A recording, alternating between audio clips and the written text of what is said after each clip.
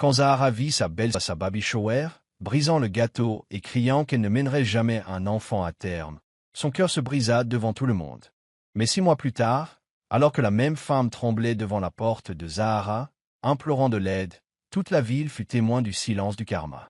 Et ce que Zahara fit laissa même ses ennemis sans voix. Zahara, une gentille femme du village de Kazimba, retrouvait enfin le sourire. Après 3 fausses couches douloureuses qui avaient failli lui briser le cœur, elle était maintenant enceinte de 7 mois, et tout le monde lui disait que cette fois, son bébé naîtrait sans encombre. Son mari, Kwam, lui avait organisé une magnifique baby shower. Famille et amis étaient réunis, une 50aine de personnes, et toute la maison était remplie de rires, de musique et de doux parfums. Zahara portait une jolie robe bleue, les mains posées sur son ventre rond, fière et pleine d'espoir. C'était censé être le plus beau jour de sa vie, mais soudain, la joie s'est transformée en honte. Soudain, Amara, sa belle-sœur, fit irruption dans la fête. Son visage exprimait colère et jalousie. Sans se soucier du regard des invités, Amara désigna Zahara du doigt et cria « Tu es maudite. Tu ne mèneras jamais une grossesse à terme. » Le silence se fit. Tous les invités restèrent figés sous le choc. Puis, avant que quiconque puisse l'arrêter, Amara se dirigea droit vers le gros et beau gâteau au centre et le brisa à main nue. La crème et les morceaux de gâteau volèrent dans tous les sens.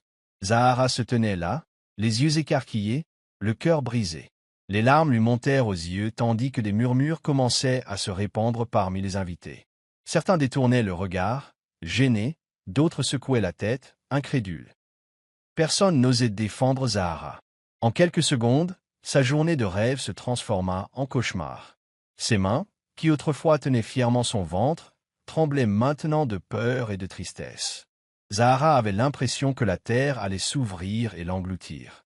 La joie, les rires, la célébration, tout avait disparu, remplacé par la honte et l'humiliation devant tous ses proches. Derrière l'attaque cruelle d'Amara à la baby shower se cachait quelque chose de bien plus profond, une jalousie brûlante qui grandissait depuis des années. Voyez-vous, Amara n'a jamais été ravie que Zahara épouse son frère Kwam. Dès le début, elle a senti que Zahara ne le méritait pas. Kwam était riche, respecté et gentil. Aux yeux d'Amara, Zahara n'était qu'une villageoise ordinaire qui avait eu de la chance. Cette pensée la rongeait chaque jour. Chaque fois qu'elle voyait son frère témoigner de l'amour et de l'attention à Zahara, son cœur se glaçait. Elle voulait absolument que Zahara quitte la famille. Après ces 3 fausses couches, au lieu de la plaindre, Amara se réjouissait secrètement. Pour elle, c'était la preuve que Zahara n'avait pas sa place, qu'elle n'était pas assez bien pour être la mère des enfants de Kwam. Et quand Zahara est finalement tombée enceinte et a commencé à faire la fête, ce fut la goutte d'eau qui a fait déborder le vase pour Amara. L'idée que tout le monde se rassemble pour honorer Zahara après tout cela la faisait bouillir de rage. Elle ne supportait pas l'idée que des gens la louent et la proclament bénie. Alors, elle décida de détruire ce bonheur, coûte que coûte. Avant la baby shower, Amara avait déjà mis son plan machiavélique à exécution. Elle parcourut le village, murmurant des mensonges aux oreilles des gens. Elle leur raconta que Zahara était stérile, maudite, et que cette nouvelle grossesse se terminerait en larmes, comme les précédentes. Elle affirma que Zahara avait usé de charme et de ruse pour piéger Kwam, et que la baby shower n'était qu'un spectacle. Certains la crurent, d'autres commencèrent à douter de Zahara en secret. Les paroles d'Amara se répandirent comme une traînée de poudre dans le village de Kazimba, empoisonnant les cœurs contre Zahara. Au fond d'elle-même, Amara pensait gagner. Elle pensait que si elle parvenait à humilier Zahara suffisamment, son frère finirait par la quitter. C'est pourquoi elle s'est précipitée à la baby shower avec autant de colère. Ce n'était pas une rage soudaine, c'étaient des années de jalousie cachée qui ont explosé en un instant terrible. Et après avoir brisé le gâteau et traité Zahara de maudite, Amara se sentait puissante, pensant l'avoir enfin brisé. Mais elle ignorait que le karma était déjà en route, observant silencieusement, attendant le moment idéal pour frapper. Après cette terrible journée, le monde de Zahara devint sombre et solitaire. Elle s'enferma chez elle et refusa d'en sortir. La douleur dans son cœur était trop forte. Chaque fois qu'elle fermait les yeux, elle voyait le visage furieux d'Amara et entendait ses paroles cruelles. L'image du gâteau brisé, des invités silencieux et des murmures la hantaient jour et nuit. Zahara ne voulait voir personne. Elle refusait d'affronter les regards qui avaient assisté à son humiliation. Elle resta dans sa chambre, serrant son ventre rond contre elle, priant pour que son enfant, un être, survive à cette tempête.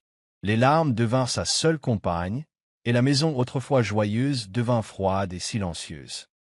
Mais dehors, la situation était encore pire. Tout le village de Kuzimba bourdonnait de rumeurs. À chaque coin de rue, les gens murmuraient à propos de la disgrâce de Zahara. Certains disaient qu'elle était vraiment maudite, comme Amara l'avait crié à la Baby Shower. D'autres disaient que c'était le signe que sa grossesse allait encore mal se terminer. Les femmes du marché riaient dans son dos, se demandant comment une personne aussi malchanceuse pouvait organiser une telle fête. Même les hommes secouaient la tête, affirmant que la fortune de Kwam était gaspillée pour une femme qui faisait honte. Le pire, c'est que même les amis proches de Zahara ont commencé à prendre leur distance. Les amis qui lui rendaient visite et riaient avaient qu'elle évitait désormais sa maison. Ils ne voulaient pas être associés à la soi-disant malchance de Zahara. Certains changeaient même de route pour éviter de passer devant sa maison. C'était comme si elle était soudainement devenue une inconnue pour tout le monde. Personne ne voulait plus appeler son ami. Son téléphone cessa de sonner, et ceux qui la louaient autrefois disparurent comme de la fumée. Zahara se sentait abandonnée, non seulement par ses amis, mais par toute la communauté. Elle entendait leurs murmures à travers sa fenêtre. Ils disaient qu'elle était un mauvais présage, que tous ses proches seraient confrontés au malheur. Son cœur se brisait encore plus à chaque fois que ces mots cruels lui parvenaient. Même lorsqu'elle avait le plus besoin de soutien, elle restait seule, noyée dans la douleur et la honte. La solitude l'enveloppait comme une lourde couverture, lui rendant la respiration difficile. Alors que les jours se transformaient en semaines, Zahara se demandait si elle serait un jour libérée de ce tourment. Elle avait peur de sortir, peur que le monde la montre du doigt et se moque d'elle à nouveau. Son seul réconfort était les petits coups de pied de son bébé, qui lui rappelaient qu'elle avait encore une raison de se battre. Mais au fond d'elle, la blessure était profonde, et les cicatrices de cette humiliation publique restaient vives, tandis que les moqueries de la ville résonnaient autour d'elle comme un chant cruel. Enceinte de 7 mois, alors que Zahara pensait que les choses ne pouvaient pas empirer, son monde trembla à nouveau. Une nuit, elle se réveilla avec une vive douleur à l'estomac. Elle essaya de l'ignorer, pensant que c'était juste le bébé qui bougeait. Mais la douleur s'intensifia, et bientôt, elle eut du mal à respirer. Kwam, son mari, l'emmena d'urgence à l'hôpital au milieu de la nuit. Les médecins l'ont examiné rapidement et leurs visages sont devenus sérieux. Ils ont dit à Kwam que Zahara et le bébé étaient en danger. Sa tension artérielle était trop élevée et certains signes indiquaient que le bébé manquait d'oxygène. S'il n'agissait pas vite, il risquait de les perdre tous les deux. Zahara était allongée sur le lit d'hôpital, faible et effrayée. Elle se tenait le ventre et murmurait à son bébé de rester forte. Elle avait déjà perdu 3 grossesses auparavant, et la peur de perdre cet enfant lui brisait le cœur. Kwam resta à ses côtés, lui serrant la main fermement, s'efforçant d'être fort pour eux deux. Il lui promit qu'ils lutteraient ensemble, qu'ils ne laisseraient rien arriver à elle ou à leur bébé. Son amour et son soutien l'ont redonné espoir à Zahara, même dans cette période difficile. Mais tandis que Zahara et Kwam se battaient pour la vie de leur bébé, la famille, restée au pays, avait un autre discours. Amara, la belle-sœur qui avait gâché sa baby shower, répondait des paroles encore plus cruelles. Elle racontait à qui voulait l'entendre que c'était le karma qui punissait Zahara. Elle affirmait que Zahara avait volé son frère, Kwam, à une autre femme, et que Dieu manifestait maintenant sa colère. Certains membres de la famille ont cru à l'histoire d'Amara et ont refusé de rendre visite à Zahara à l'hôpital. Ils disaient que ce n'était pas leur rôle d'aider une personne maudite. Même les voisins et les villageois se joignaient au ragot.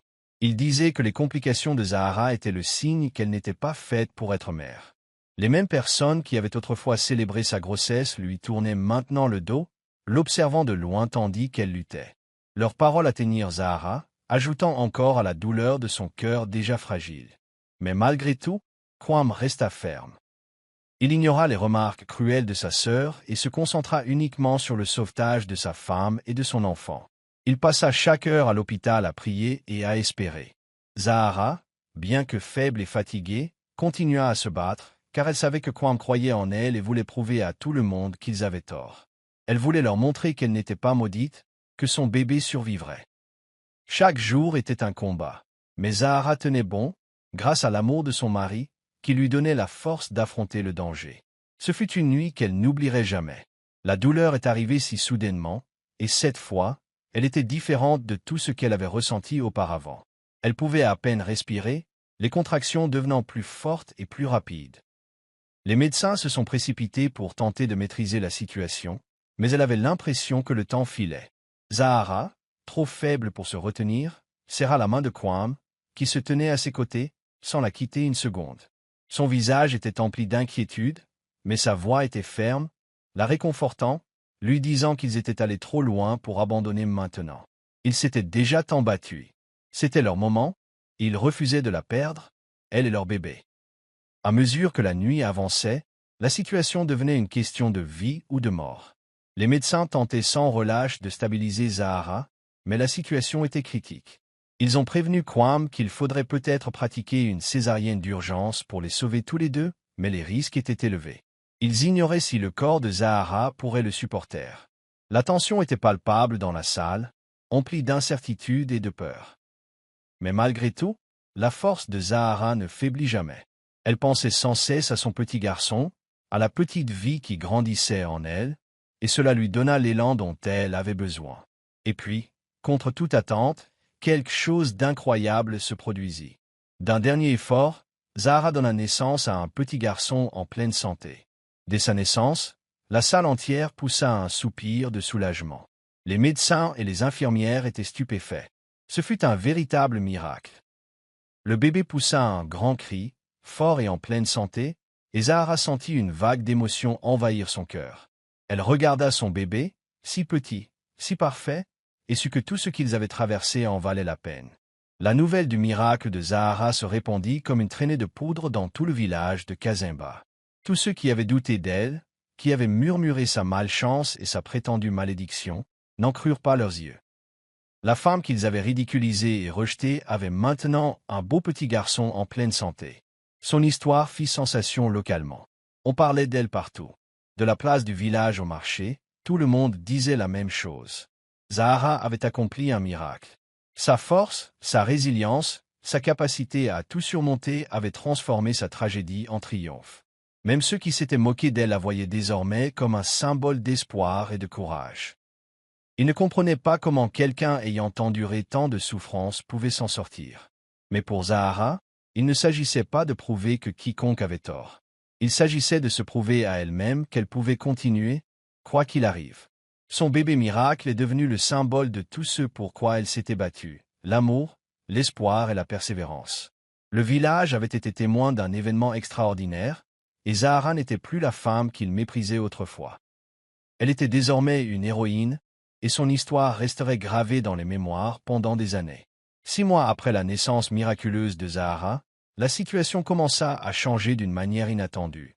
Amara, si fière et si confiante dans sa cruauté envers Zahara, commença à faire face à une série d'événements malheureux qui semblaient être un cruel coup du sort.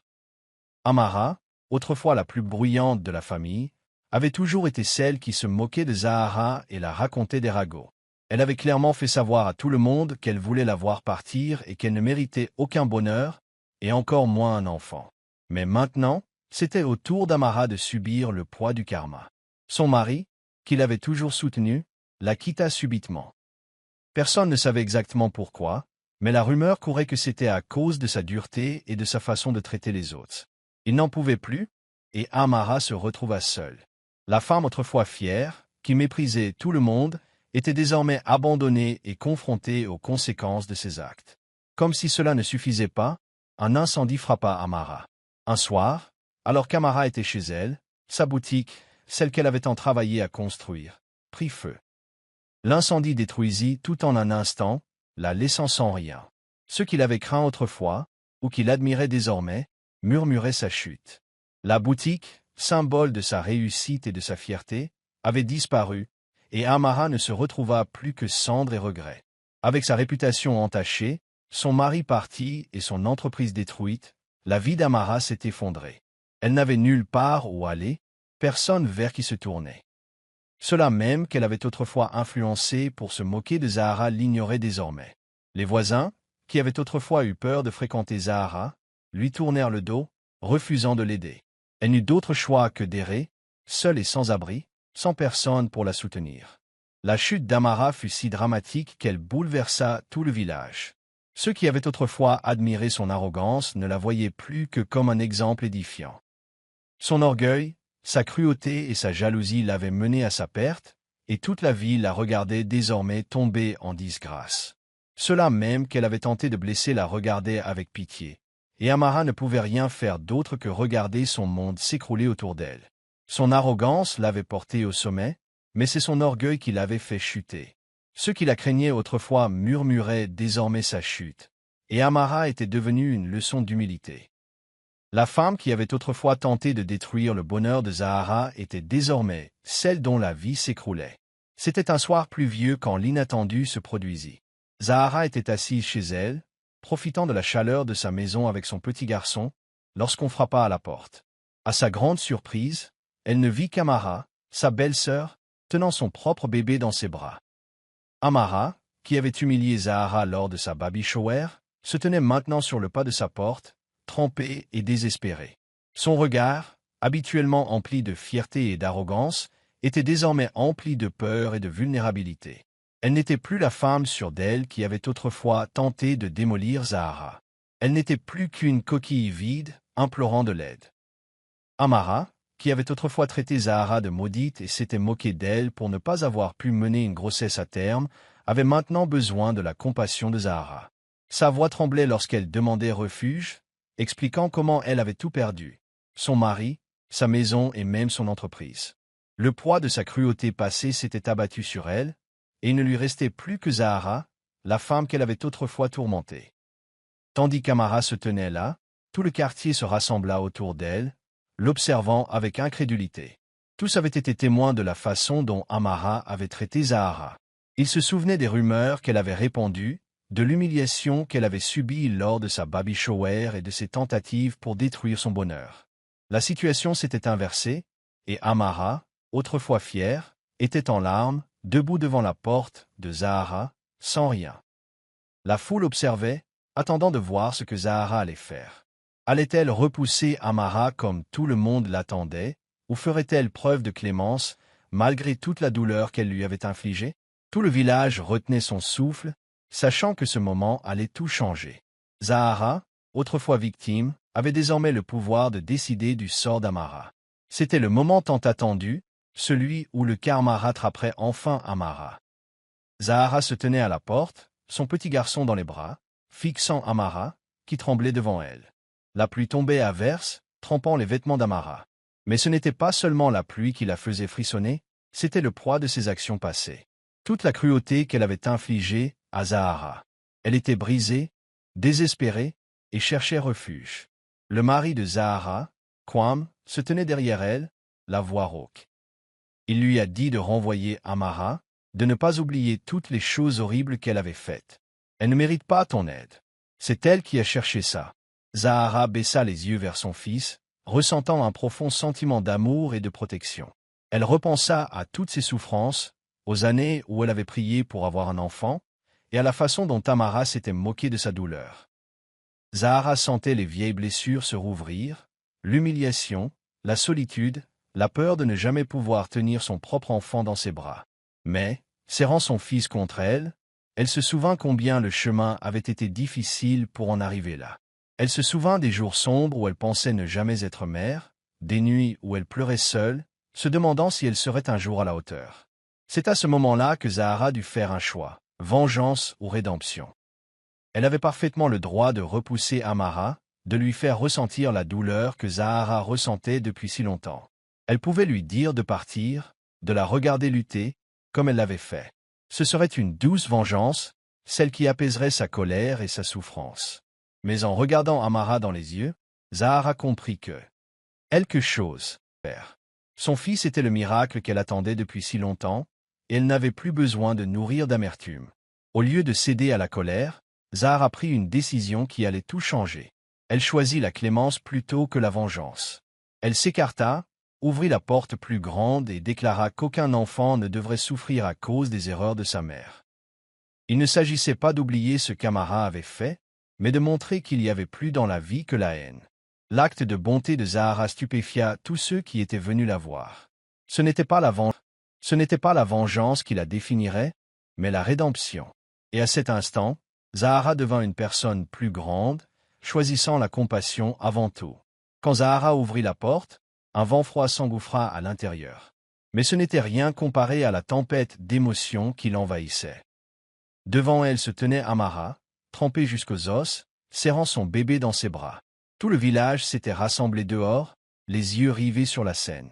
Tous attendaient de voir si Zahara allait repousser Amara, si elle allait enfin se venger de toutes ces années de tourments. Mais Zahara fit quelque chose d'inattendu. Son bébé dans les bras, elle regarda Amara, puis la foule qui l'observait, murmurant, attendant que le drame se déroule. Au lieu de la colère, Zahara ressentit quelque chose de plus fort, une force profonde et silencieuse. Elle n'avait rien à prouver à personne, elle avait déjà gagné. Elle prit une grande inspiration, et devant tout le monde, prononça les mots qui allaient tout changer. Aucun enfant ne devrait souffrir pour les péchés de sa mère. Les mots flottèrent dans l'air comme un puissant sortilège. La foule se tut. Ils s'attendaient à ce qu'elle s'en prenne à Amara, qu'elle la repousse. Mais au lieu de cela, Zahara avait fait preuve de clémence, une clémence qui stupéfia tout le monde.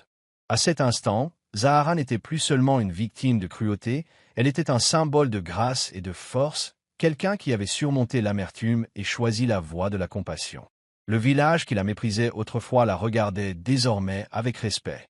Elle s'était transformée, non seulement à ses propres yeux, mais aussi aux yeux de tous ceux qui doutaient d'elle. La décision de Zahara avait fait taire les critiques et avait fait d'elle la véritable gagnante de cette histoire, la femme qui avait transformé la douleur en pouvoir et la haine en guérison.